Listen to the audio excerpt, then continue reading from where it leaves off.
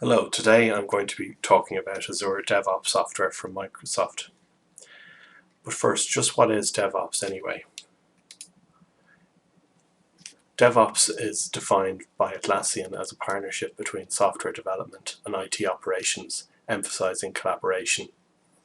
It can be thought of as a combination of concepts, tools, and practices. DevOps platforms provide the features and functionality required to achieve this partnership. Workflows are central to this. How? By enabling fast, automated and high-quality application development and release, and additionally providing the means to make the software development lifecycle as efficient as possible by fully or mostly automating processes. The diagram below represents the processes involved in DevOps. So what is Azure DevOps? It is a software as a service platform from Microsoft where one can implement all of your DevOps processes in one place. It can be accessed directly through a web browser like Chrome or Microsoft Edge, or you can use it using your integrated development environment, such as Visual Studio, AWS Cloud 9, IDE, and Eclipse. Note that it was previously called Visual Studio Team Services. There are associated costs, of course, but it is free for the basic features using your Microsoft account. But in order to utilize the fully featured platform, you would require paying for these services. Azure DevOps is quick to set up with a Microsoft account. Then you just create your site on Azure and give your new project a name and description. You're now ready to explore Azure DevOps functionality.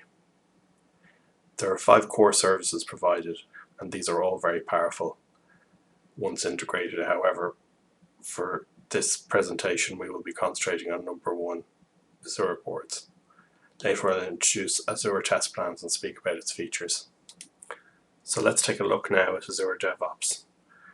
So here we have the landing page for my site. This is quick to set up with the Microsoft account.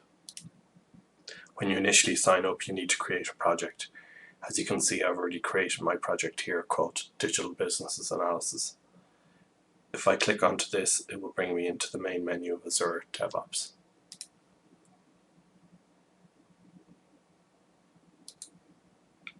At the top, I'm provided with the summary of projects so far, and in the dashboard area I can add widgets such as burn down, sprint capacity, and sprint overview.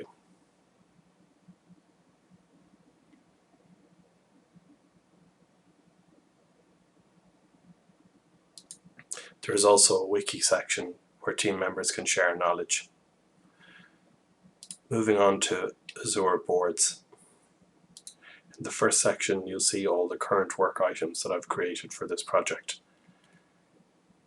If I click into an item, I can assign the task to somebody.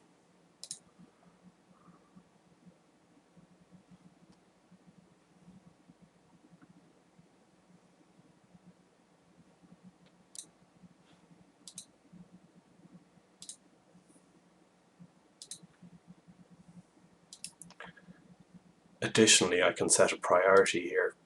If I want to escalate this to a priority 3, I can do that. I can also add comments as well for team members.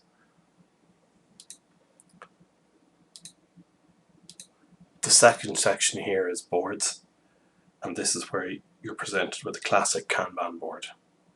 I can easily add new items on the to-do column, and when a team member has started a task, it can be placed in the doing column.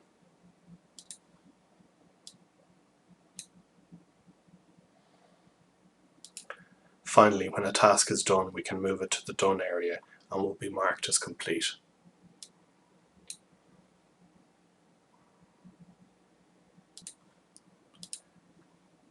The backlog section shows the active work items in the current sprint. This overview also includes a planning section on the right hand side where the defined sprint is placed. Azure DevOps Suite is targeted and predominantly used by software development teams. However, as we've seen, the Boards tool is very useful to a BA as one can easily create and assign task and work items and chart their progress. The above shows the utility of the Kanban board and presents a visual representation of the task progression. As we've seen in Azure DevOps under the board section, you can view the backlog items. There is also a sprint section, which means it's ideally suited to digital projects as work can be assigned and managed natively using Agile. Work items can be added or removed from a sprint, and these are visible to the digital BA and project team members also. We can also easily assign a task to somebody and add in comments for the relevant item. The above is very useful, for example, if you need a function checked. Engineering can pick up the task, test it in the same suite, and the BA will get notified of the status and when it is resolved. This provides both visibility and traceability. DevOps also comes with an in-browser test tool. Once installed, it appears in your toolbar as test and feedback, and it looks like this. Once the play button is clicked, i.e. starting a session, one can start perform the testing within the browser window. The active test taskbar provides the functionality as listed below.